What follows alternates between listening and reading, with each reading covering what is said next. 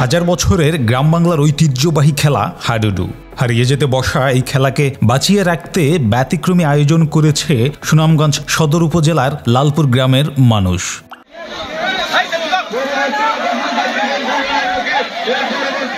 গ্রামের মানুষের উদ্যোগে গরু জবাই করে দাওয়াত দেওয়া হয় শত শত মেহমানকে।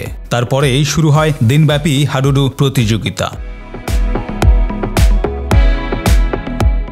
সম্প্রতি লালপুর মাঠে বসে জমজমাট হাডুডু খেলার আসর। জেলার হাসানবাহার, বড়িস্থল, আলমপুর, লালপুর, শান্তিগঞ্জ, জয়কলস সহ আশেপাশে গ্রামের থেকে আসা প্রায় ১৫০টি দল অংশ নেয় এই খেলায়। কিশোর, তরুণ সহ নানা বয়সের খেলোয়াড়রা অংশ নেন এই খেলায়।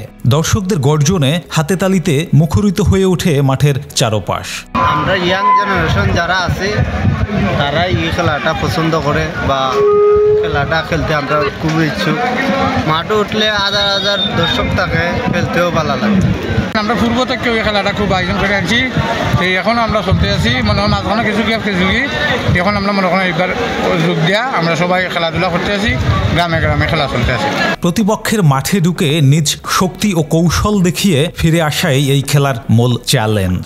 এই খেলাটা আগে আমরা মানুষের খেলাইছি, খুব ভালোই খেলাইছি, বর্তমানেও এখনও চাইতেছে মানুষ যে আগের মতো খেলাটা জনপ্রিয় হইতো, এইটাই আমরা চাই আর কি। আর বর্তমানে মেঘ বৃষ্টির কারণে খেলাটা বর্তমানে জমেল না, আরও মেঘ বৃষ্টি কমলে বর্তমানে খেলাটা জমবো। আমরা আগে খেলছি, অনেক দর্শক হইতো, এখন মেঘ বৃষ্টির জন্য দর্শক কম হইতেছে, এখন খেলাধুলা অনেক ওর খুব ভালো হইতেছে।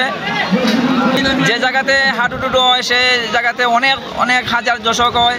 দূর দূরান্ত থেকে খেলা দেখতে এসেছেন শত শত দর্শক।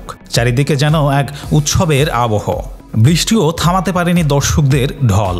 গ্রামীণ খেলাধুলার এই প্রাণবন্ত চিত্র প্রমাণ করে হাডুডু এখনও জীবন্ত।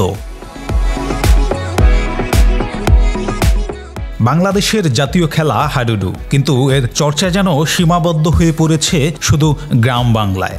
এই আয়োজনগুলোই নতুন প্রজন্মের মাঝে ছড়িয়ে দিতে পারে হারিয়ে যাওয়া ঐতিহ্যকে, আর সেই চেষ্টাই করে চলেছে সুনামগঞ্জের মানুষজন।